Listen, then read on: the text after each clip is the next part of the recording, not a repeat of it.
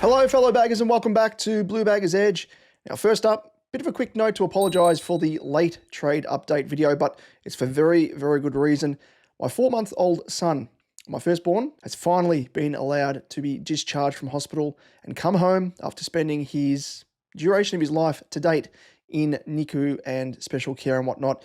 So, an absolute trooper, and with that sort of resilience, no doubt he will be donning the navy blue when he is eligible come his draft year. But all things Charlie, trades, they can wait. But what about the finish to the trade period? The Curnow Circus, as I am dubbing it, has finally left town, and it truly had it all. They've packed in the elephants, the lions, the acrobats, the magicians, and the clowns.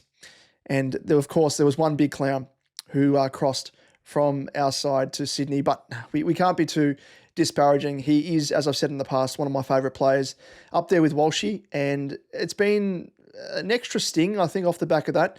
You never love to see players that you adore or have followed quite closely leave the club, but as we always say, no player is bigger than the club itself. So we lick our wounds, we move on, and we look at what transpired in terms of what we received in return for Charlie Curnow. So, of course, let's just go through the chronicles of Charlie Curnow and how it sort of unfolded from the get-go. So, of course, we had the drama of whispers filtering through the media that he wanted out of Carlton. Then word that his manager approached Geelong in the season, which was quite interesting. And in defiance of Charlie himself, who pledged his commitment to sticking at the club after chatting to the media, that post-game against the Hawks, back around about, might have been June, July. We then see Charlie, of course, touring Sydney HQ with a big, big smile on his face, excited, and you could tell that, he was endorsing the move and wanted to move on. And everything that we'd heard up until now, it was truthful, where, we hadn't heard from Charlie and we're kind of doubting, is it just media speculation or something more? And of course, it was something more. So it went down to the wire, this deal, but the deal was done. We got in return a talented Will Hayward, who I love watching and I rate very highly, along with pick 11, 2026 first rounder and a 2027 first rounder. And I think it is unprecedented. I think this is the biggest deal that has been made for a single player in terms of the number of first round draft picks that have been given up. And then, of course, there was that separate deal of Ollie Florent for a 2026 third rounder, which is great value, I think, for a player who across the journey has shown to be a solid contributor, but coming off a very ordinary year in 2025. With Florent, I think, I'm not a massive fan of his. I mean, he's serviceable, but I wouldn't say he's in the same mold or category as Hayward. But I just think in terms of what we gave up for him, it's minimal risk and high reward in terms of the collateral that we gave up. So I think he could be a very serviceable player. Is he a walk-up starter in the best 22 for 2026? We'll have to wait and see. Of course, he was in and out of the Swans side, lost his spot, and it obviously comes down to form and whatnot. But new environment, new opportunity for him, and let's just wait and see how things unfold there. Could be a very nice dasher off halfback and maybe lining up along the wing as well, which obviously fills a need. Now, some may say we didn't get quite fair value in the trade for Charlie Curnow because we weren't able to bring in an equivalent A grader like, say, a Goulden. But really, that was never going to happen. That was pie in the sky stuff. It was stuff that we thought about, as a bit of a fantasy. It was fanciful, and it was nice to think about, but it was never going to happen. Never going to happen. So I think the next sort of level that we got to, which was getting Hayward, who, yes, albeit isn't in the same class, obviously, as Goulden, he is, I think, a very solid B grader who fills a genuine need, as we know, as a small to mid-sized forward. So, we're kind of, and I'll speak about it, in a moment in terms of our strategy and whatnot, but I think he fulfills a need. And you have a look at the breakdown of our list, and it's been spoken about and it's been analysed ad nauseum.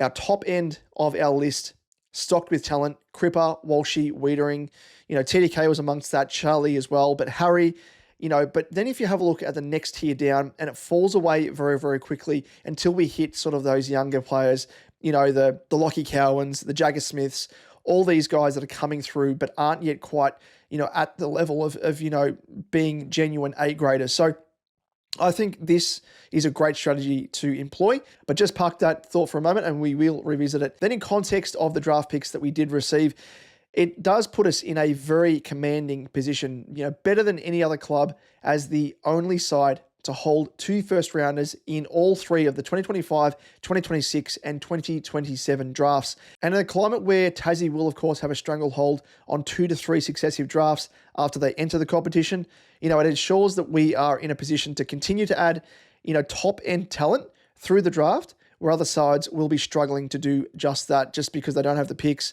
and don't have the opportunity to do so. And the talent starts this year with Harry Dean, who fills a big vacancy in defence.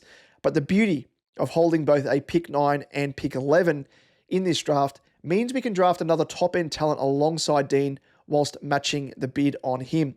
Likewise, our later draft picks will allow us to match bids on our academy prospect in Jack Eisen, who is a very exciting prospect at that, and kind of put his name on the map in the back part of his season.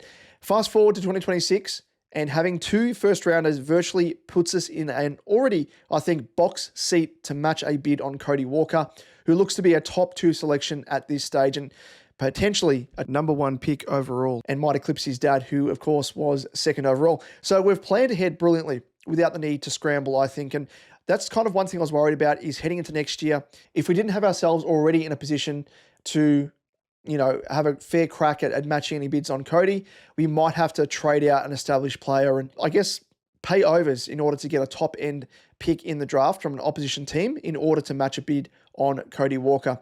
So just a bit of a devil's advocate here. So theoretically, if Cody Walker goes pick 2, much like his dad, we would need 2,481 combined points to match from 2 picks, which is kind of what's being proposed under the new system, which, mind you, I don't think the AFL have officially actually ratified and announced as yet, which is just piss poor from a professional competition.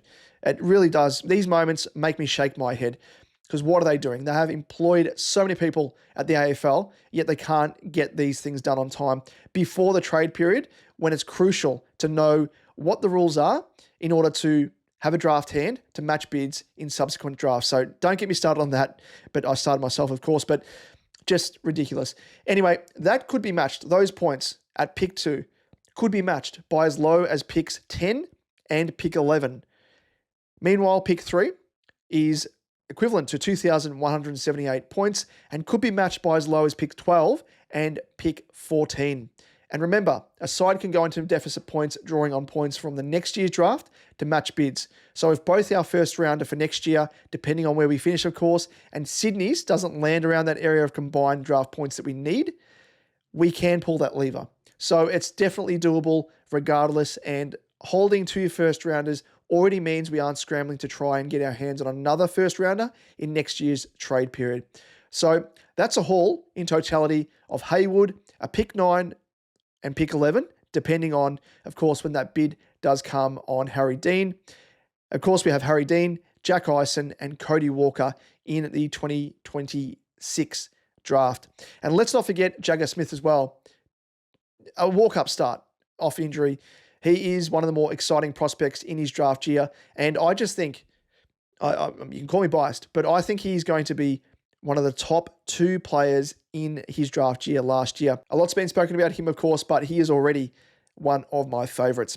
Now, that is regenerating your list superbly, I think, in terms of the strategy that we have employed here.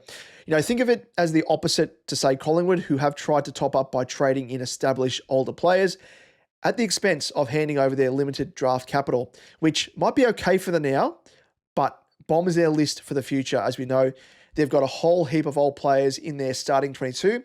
Once they start to retire, which will happen at the back end of the 2026 season, they're going to fall away very quickly. They may have younger players coming through, but because they don't have that development in them, they don't have the opportunity at senior level, they are going to struggle, and the drop-off is going to be quite stark. You look at it across the journey, you look at West Coast, the way that they employed things, they held onto their really older players in order to get that flag tilt in 2018. It paid off for them, but look where they are now, and I can just see Collingwood perhaps not going as badly as the Eagles, but I can just see them. They've taken a similar sort of strategy, and it will fall away very quickly. Now, if you compare that to us, instead we are using the draft to top up our list with top-end quality youngsters, and these aren't just later picks. or picks in the mid, section of the draft where it's a bit more of a gamble.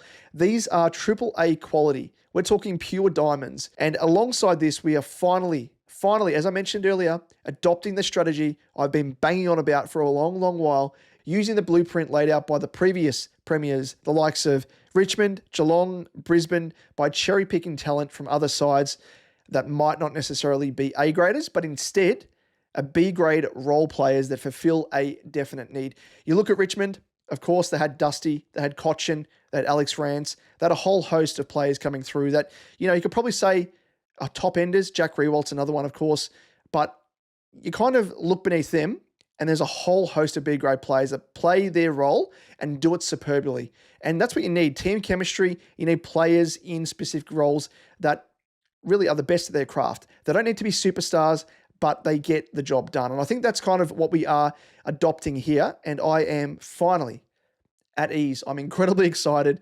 And, I think that's kind of the way to build a premiership list.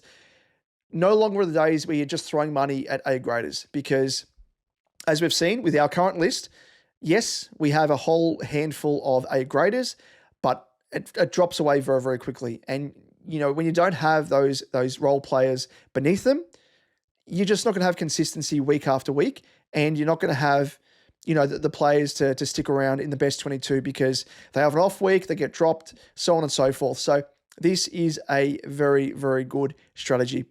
We've had the A-graders and the likes of Cripps, Walsh, Weeders, Harry, Charlie, of course, but our list, as I just said, falls away very quickly in the middle order before we hit a few talented youngsters being developed, of course, in the first 2 seasons of their development in the system. And our current strategy hits the nail on the head with role players such as Ainsworth, who comes in, fills a need as a genuine small forward. We have Hayward, of course, another forward that can play mid-sized or small. Ollie Florent, dashing half-backer, but can also play along the wing if need be. Bit of flexibility there. Campbell Chesser, a promising former high-end draftee, limited, of course, by injury, but as we saw on the back end of 2025, he looked very, very good and was looking as though he was taking the next step in his game and really justifying that high-end draft pick that the Eagles used on him.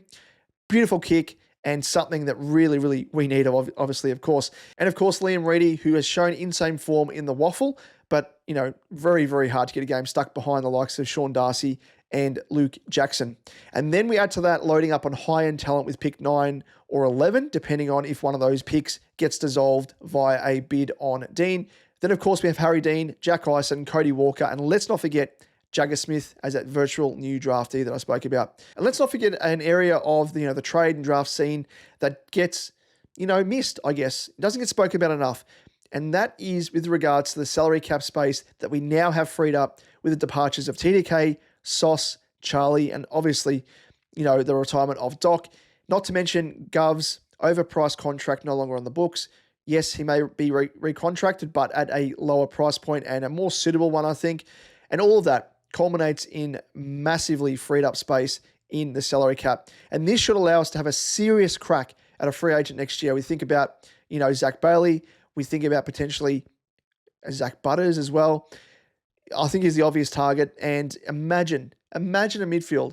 Cripper, Walsh, Butters, Walker, Jagger, Hewitt, Chera. That is seriously salivating.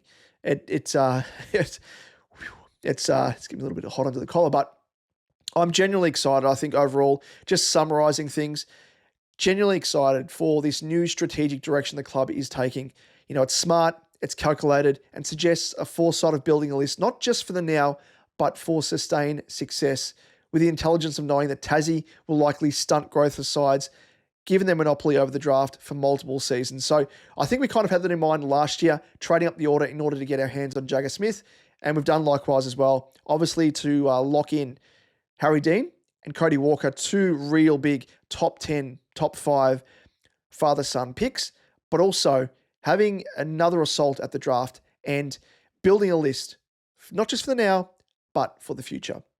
So I think, if I was to assess it and give it a grade in terms of the strategy and the way that we conducted ourselves at the trade period this season, I would rate us a solid B+ at a minimum.